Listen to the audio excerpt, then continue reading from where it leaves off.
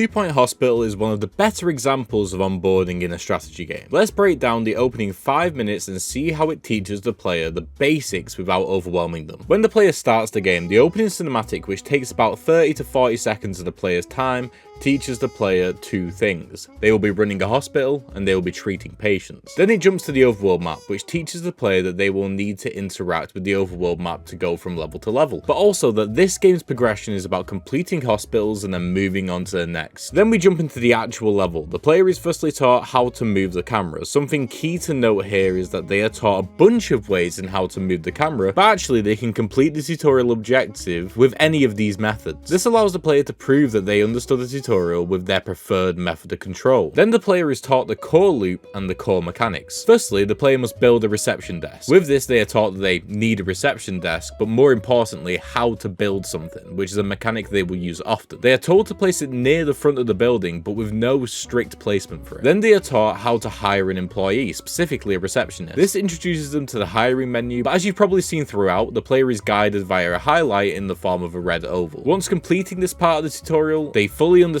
that they need to place buildings in the hospital and those buildings need staff. The next part of the tutorial takes it a step further. Now the player has to build a GP room. This is different because the player is in charge of the size of the room and what's in it. The player is given minimum guidelines, but other than that, they are free to experiment. Once placing the room down, they are then prompted to populate the room with items such as a desk, a bin, windows, etc. The player is taught that certain items are essential via iconography and some items are not. Additionally, a really nice touch was the fact that after the first placement, the game auto selects essential items to be placed next, so that if the player didn't fully understand the iconography, they should do now. Finally, the player has to hire a GP.